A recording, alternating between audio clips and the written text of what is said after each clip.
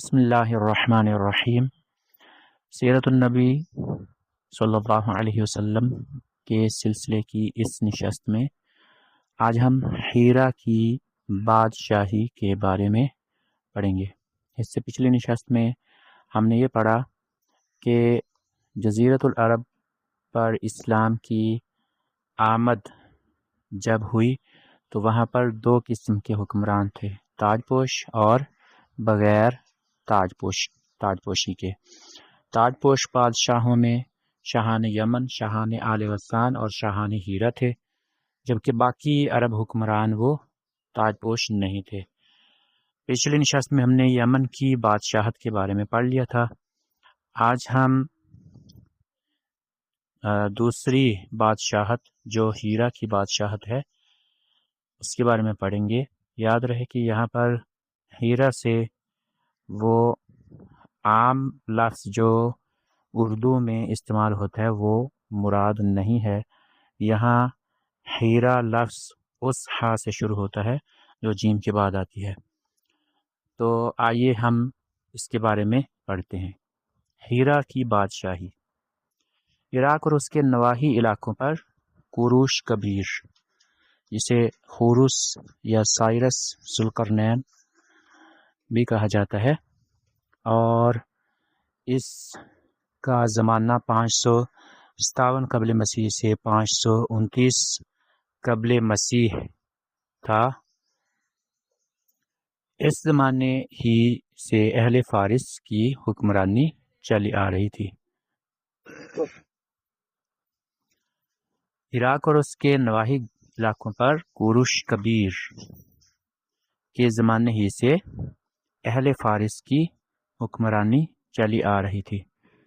کوئی نہ تھا جو ان کے مد مقابل آنے کی جرات کرتا، یہاں تک کہ 326 قبل مسیح میں سکندر مقدونی نے دارا اول کو شکست دے کر فارسیوں کی طاقت توڑی، جس کے نتیجے میں ان کا ملک ٹکڑے ٹکڑے ہو گیا اور طوائف الملوکی شروع ہو گئی۔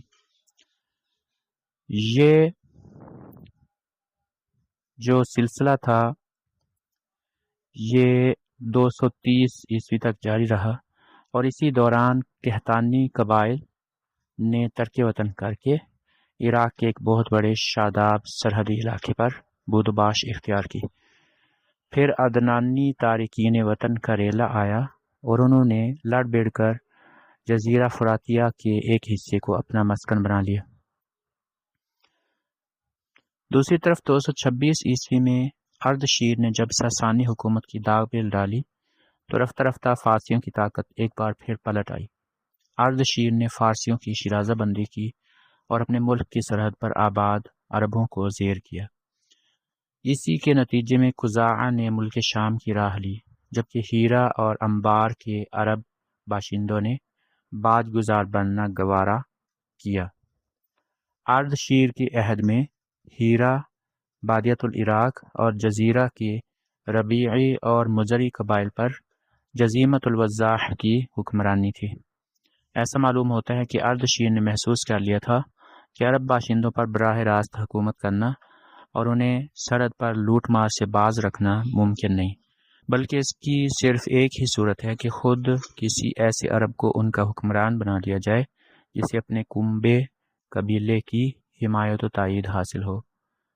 اس کا ایک فائدہ یہ بھی ہوگا کہ بوقت ضرورت رومیوں کے خلاف ان سے مدد لی جا سکے گی، اور شام کے روم نواز عرب حکمرانوں کے مقابل عراق کے ان عرب حکمرانوں کو کھڑا کیا جا سکے گا۔ شاہان ہیرا کے پاس فارسی فوج کی ایک یونٹ ہمیشہ رہا کرتی تھی، جس سے بادیہ نشین عرب باغیوں کو کنٹرول کرنے کا کام لیا جاتا تھا۔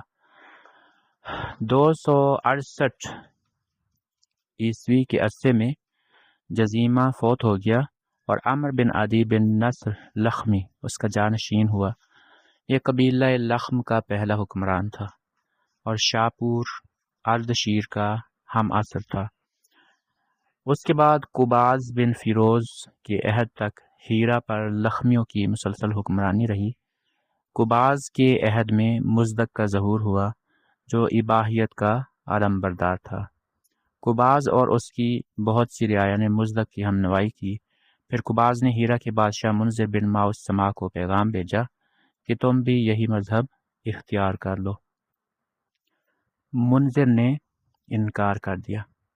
نتیجہ یہ ہوا کہ قباز نے اسے معزول کر کے اس کی جگہ مزدکی کی دعوت کے ایک پیروکار حارث بن عمرو بن حجر کندی کو ہیرا کی حکمرانی سونپ دی۔ قباز کے بعد فارس کی باغڈور کسرا نوشیروان کے ہاتھ آئی۔ اسے اس مذہب سے سخت نفرت تھی۔ اس نے مزدک اور اس کے ہمنواؤں کی ایک بڑی تعداد کو قتل کروا دیا۔ منذر کو دوبارہ ہیرا کا حکمران بنایا اور حارث بن عمرو کو اپنے ہاں بلا بھیجا، لیکن وہ بنو کلب کے علاقے میں بھاگ گیا اور وہیں اپنی زندگی گزار دی۔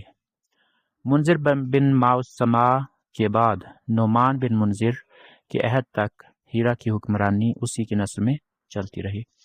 پھر زید بن عدی عبادی نے کسرا سے نعمان بن منذر کی جھوٹی شکایت کی۔ کسرا غصے میں آ گیا اور نعمان کو اپنے پاس طلب کیا۔